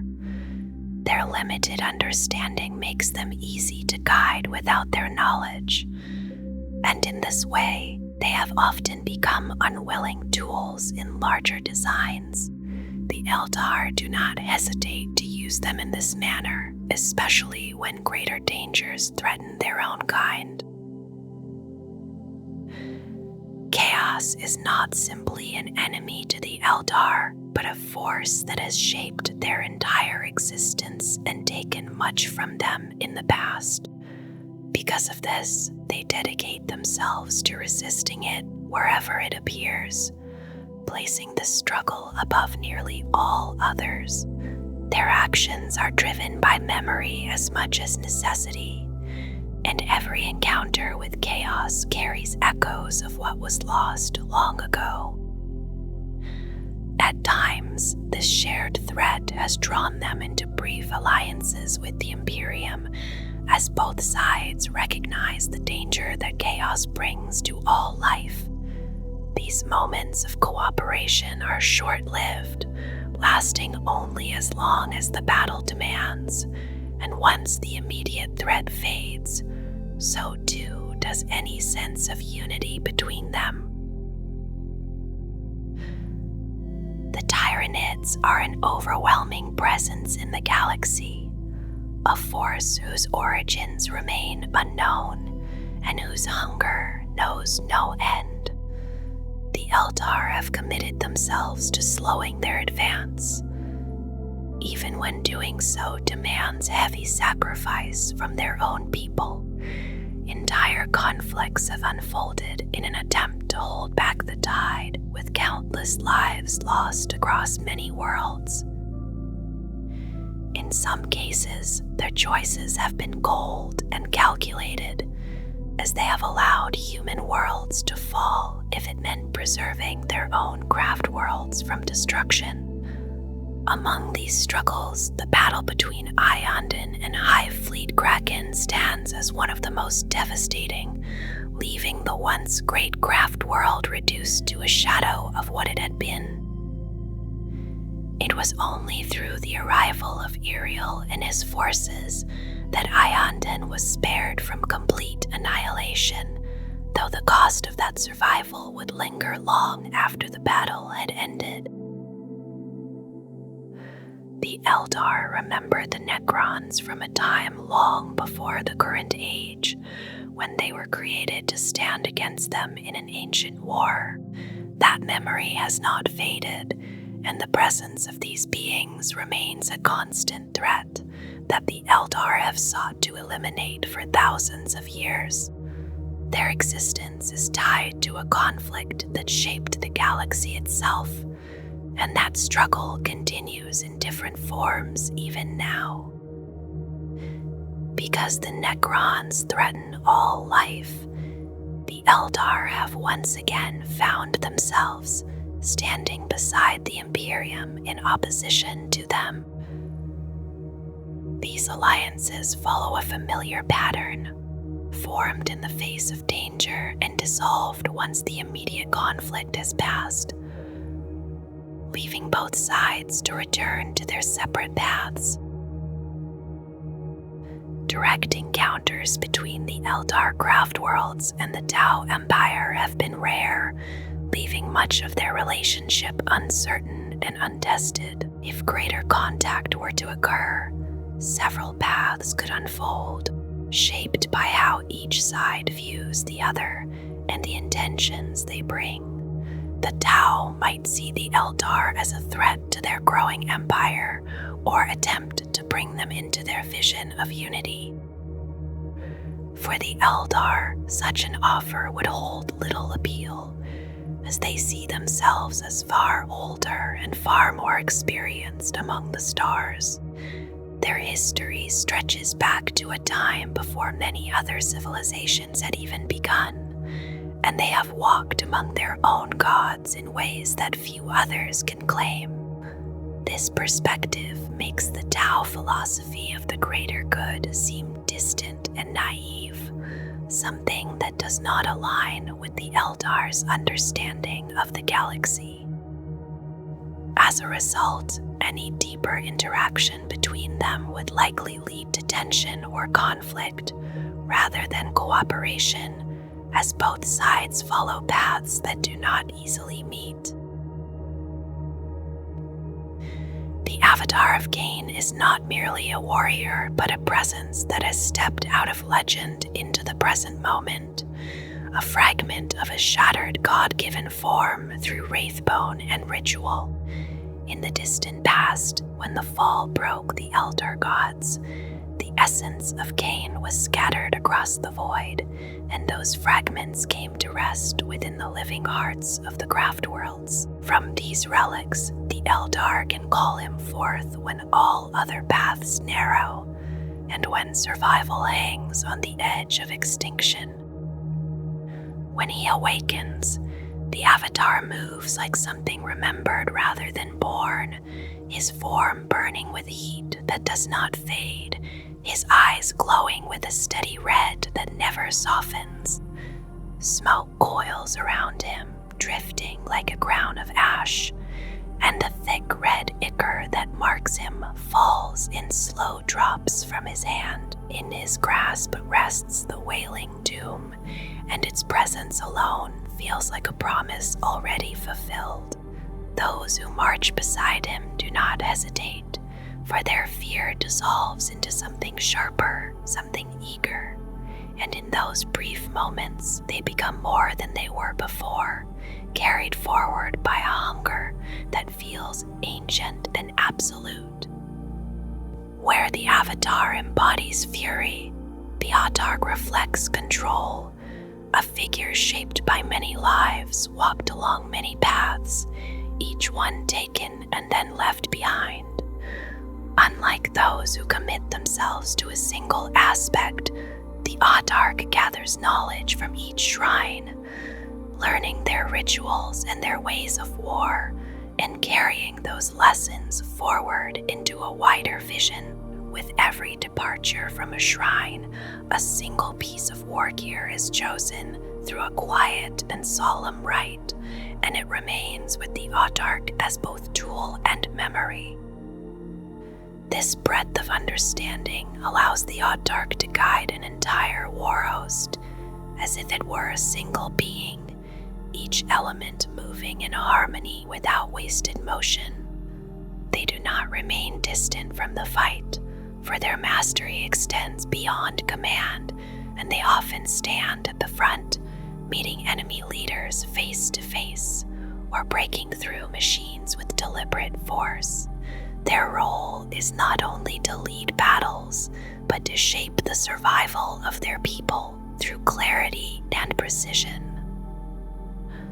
The Farseer walks a far more uncertain path, one that stretches into the shifting depths of the warp, where every thought can echo with danger. Those who follow this path risk becoming bound to it forever, their identity reshaped by what they see and what they must endure. Through the casting of wraithbone runes, they study the branching skeins of time, tracing possibilities that ripple outward from the smallest choice. These visions do not arrive as certainties, but as patterns that must be read with care, and even then the future resists clarity beyond a certain distance. Yet within those limits, the Farseers guide their Craftworlds, adjusting the course of events so that survival remains possible, even when the path ahead narrows to a fragile thread. Among them stand the Warlocks, figures who once walked the path of the warrior and now carry that experience into their psychic discipline. Their past shapes their present, allowing them to channel destructive power with a focus that others cannot easily match. When battle calls, they return to the shrines of their former lives, taking up the symbols of that past and stepping once more into the divided state of mind that defines their role. In the midst of combat, they move with purpose, casting runes that strengthen their allies and unravel their enemies, their presence marked by a crackling force that extends beyond their reach. Their connection to both paths gives them a unique place among the Eldar, standing between reflection and violence and carrying the weight of both. The Phoenix Lords are figures that blur the line between life and memory, warriors whose existence continues through armor that carries both spirit and identity across time, each one founded an aspect shrine, shaping the way of war for those who would follow and embodying a fragment of Cain's nature within their form. When one falls, the armor is taken up by another, and the essence within it merges with the new bearer, continuing a legacy that does not end. Asuryani stands at the beginning of this lineage, the first and oldest among them, whose name carries the meaning of the hand of Asuryani. His path led him away from the collapse of the old empire, guiding his people into exile as the Eye of Terror came into being. From that moment, he established the Shrine of Asur, and from it, the Dire Avengers emerged, shaping a way of war that remains widespread among the Craftworlds. Karendras moves in a different shadow, known as the Shadow Hunter, and his story carries echoes of betrayal and loss. The one who came before him, Ara, turned away from his kin and brought ruin upon the first shrine, scattering those who remained loyal. Karendras followed in the wake of that fall, becoming a figure defined by stealth and silence, shaped by the legacy of what came before. Jainsar carries the name of the Storm of Silence, and her presence reflects a different aspect of war, one bound to speed and precision. She was the first to stand beside Asuryani, and the first of her kind to become an exarch, bound forever to the path she chose. Through her, the howling banshees took form, embodying a style of combat that relies on movement and fear. Fugen, known as the Burning Lance, learned his craft within the Shrine of Asur, and later became the guiding force behind the Fire Dragons. His path was marked by disappearance and return, as he was thought lost when the shrine was destroyed, only to reappear in a later battle that carried great weight. His future is spoken of in the Asuryata, where he is said to call the Phoenix Lords together for a final conflict that will shape the fate of their people. Baharoth, the Cry of the Wind, moves with unmatched speed, a figure whose presence is tied to the skies and the swooping hawks he leads. His movements are described as both gentle and overwhelming, shifting from quiet motion to sudden force without warning. Magan Ra, the Harvester of Souls, carries a darker legacy tied to the lost Craftworld of Altanzar, which vanished into the Eye of Terror. Long after he returned, leading a daring effort to bring its remnants back from that place, denying a greater victory to his enemies and restoring what was thought beyond reach. Irilith, the Shade of Twilight, stands as a reminder of what can be lost and found again, tied to the shadow specters who vanished for many years. When they returned, they carried with them the armor that bore his essence, and with it, the hope that other lost fragments of their culture might one day be restored. The striking scorpions move with a quiet certainty, their presence hidden until the moment it can no longer be ignored, and their strikes delivered with sudden force. They embody a form of wrath that does not announce itself, closing the distance unseen before releasing their attack in close combat. Their mandiblasters, set within their helms, add a sudden burst of energy to each strike, triggered with a thought that needs no pause. The fire dragons carry a different expression of war, one that leans fully into destruction, guided by flame and heat that leaves little behind. Their focus is narrow and absolute, directed toward the elimination of their targets, whether those targets stand within armor or behind fortified walls. In their hands, their weapons become extensions of that purpose, and the devastation they create is something they accept without hesitation. The howling banshees move with speed and precision, their strength not in force but in timing and control, each strike placed with careful intent. Their war cry cuts through the moment of engagement, a sound that unsettles and weakens those who hear it, and their presence reflects a form of fear that arrives before the strike itself.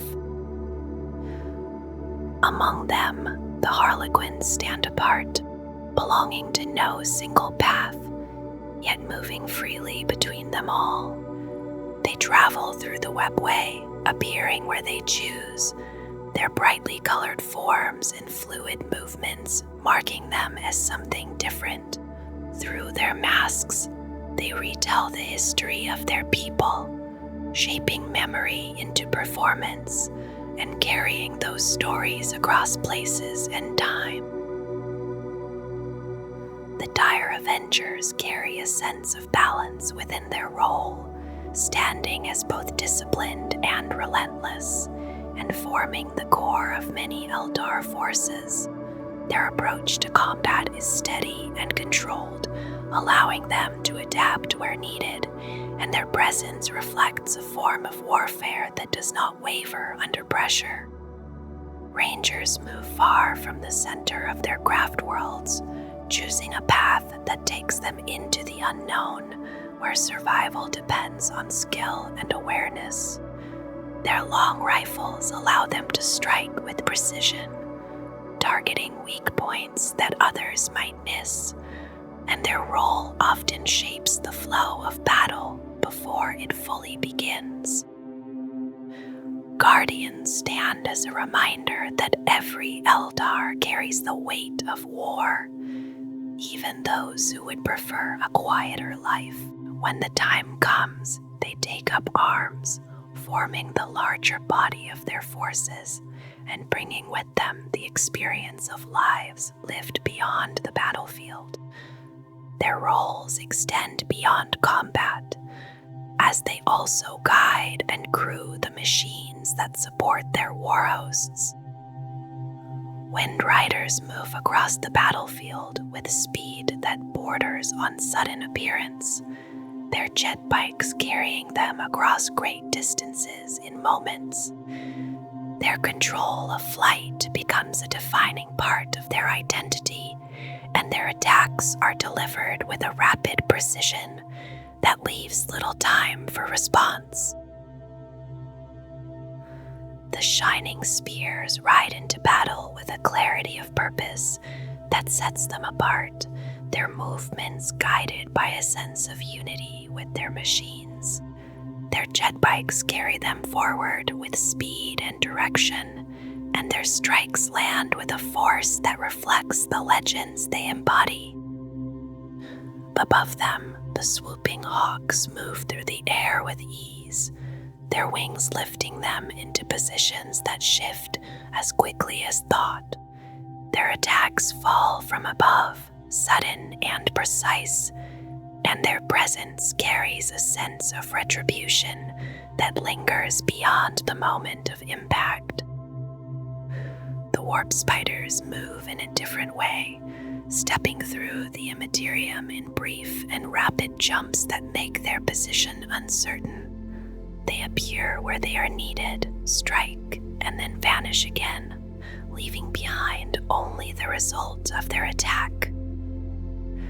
The Crimson Hunters take this movement into the skies, their fighters becoming extensions of their will, and their role defined by precision at a distance.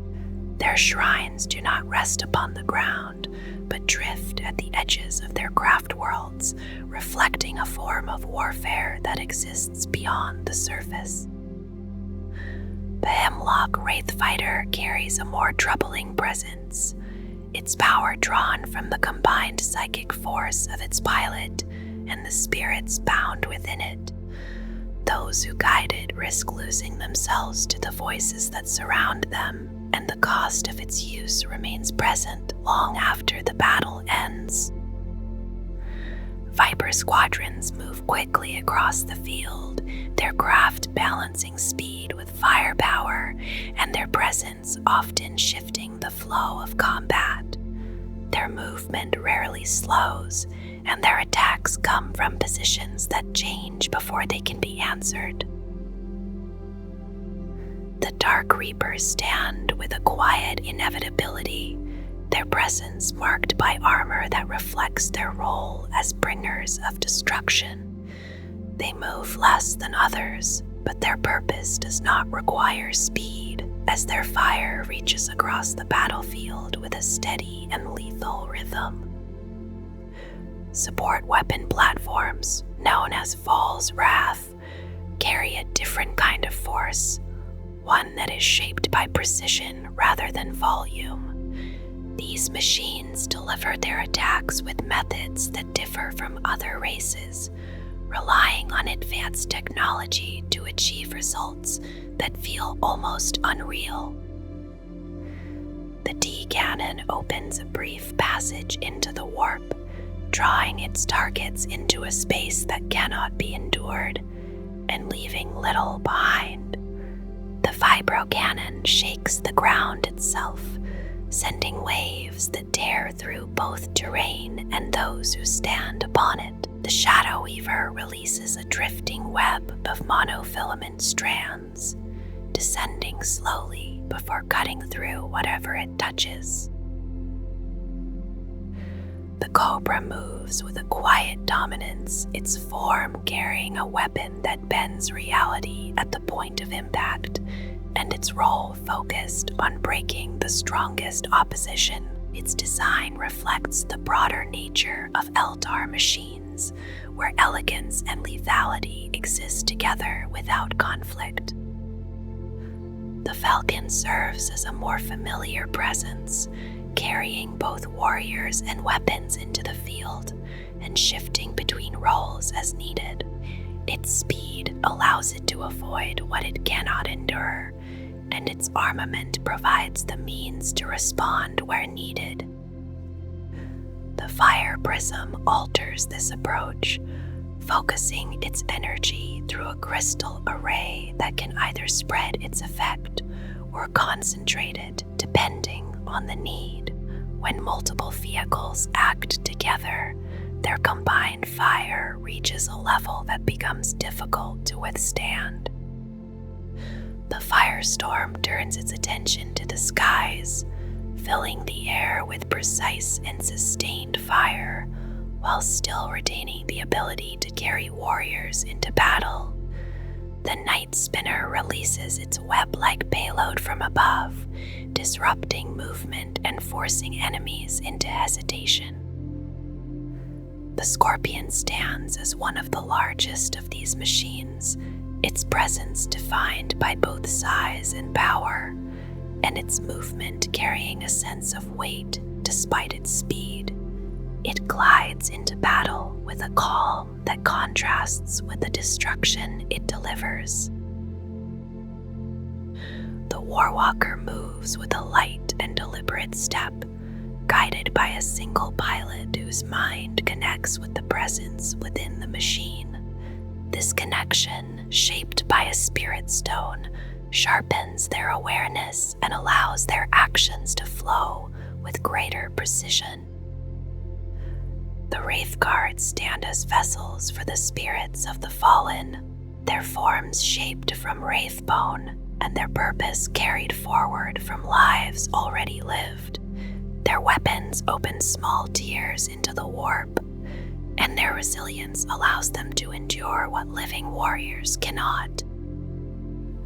Among them, the Wraith Blades carry a more intense presence, their movements driven by a contained anger that surfaces in battle. Their blades leave traces of light as they strike, and their focus remains fixed until their purpose is fulfilled. The Wraith Lord rises above them, a larger and more imposing form that holds the spirit of a hero and moves with a strength that reflects that legacy. Its presence is both steady and overwhelming, a figure that stands apart from the smaller constructs around it. The Wraith Knight moves with surprising agility for its size, stepping across ruins and broken ground with ease, and carrying weapons that can reshape the battlefield. Within it, a living pilot shares space with the spirits of the dead, bound together in a form that bridges both states. The Wave Serpent carries warriors across the field with a quiet efficiency, its design reflecting both protection and movement in equal measure. Its structure allows it to hold a group of Eldar within, bringing them forward or drawing them away when needed. At its front, an energy shield absorbs and redirects incoming force, reducing the impact of what would otherwise strike with greater harm. Its weapons remain ready as it moves, allowing it to contribute to the battle, even as it fulfills its role as a transport, and its presence remains a steady part of the Warhosts' advance. When first seen against the vast shapes of Imperial cruisers and battleships, the vessels of the Aeldari can seem fragile, almost delicate in their form, with long masts rising outward to carry sail like collectors that gather the light of distant stars. Their hulls curve in smooth and rounded lines, forming shapes that feel organic in nature, neither rigid nor harsh. And though unfamiliar, they remain far removed from the unsettling forms of Tyranid craft. Those who encounter them for the first time often misjudge what they see, believing such vessels to be easy targets for heavy weaponry. Yet this quiet assumption fades quickly once their true nature becomes clear. The Aeldari are among the most skilled travelers of the void, and their ships carry technologies that surpass Imperial understanding, existing far beyond the reach of the Adeptus Mechanicus. The very body of each vessel is not forged from metal, but grown from wraith bone, a substance shaped by bone singers who guide it into form through careful craft, allowing it to become armor, structure, and even fast starships that stretch across great distances.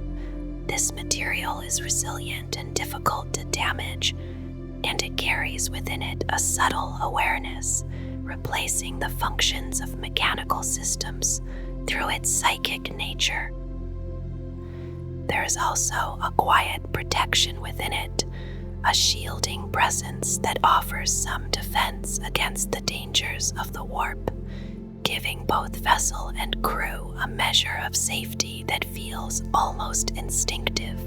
Movement through the void is achieved not by crude engines, but through great solar sails that gather energy from starlight, allowing the ships to travel with remarkable speed and grace.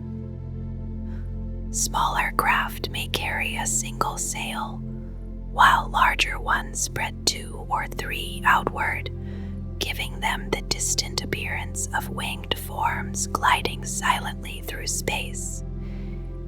In place of conventional shielding, these ships rely on hollow fields that distort perception, scattering false images across the void so that enemies struggle to find the true vessel among shifting reflections. This illusion makes them difficult to strike, yet there remains a quiet vulnerability, as any attack that does connect can find its mark without the protection of heavy shielding. Even with all their refinement and elegance, these vessels do not possess the sheer layered endurance of Imperial construction, and so their strength lies not in enduring damage, but in avoiding it entirely.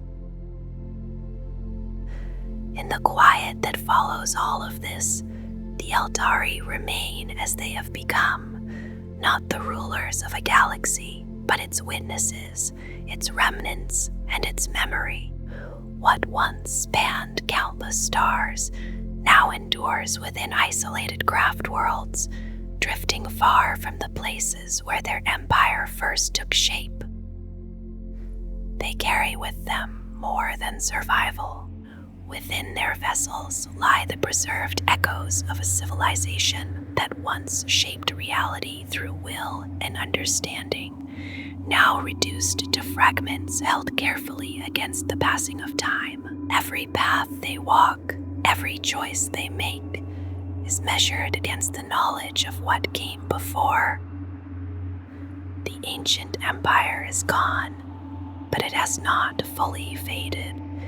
Its influence lingers in the hidden passages of the webway, in the scars left upon the warp, and in the silent presence of those who still remember what was lost.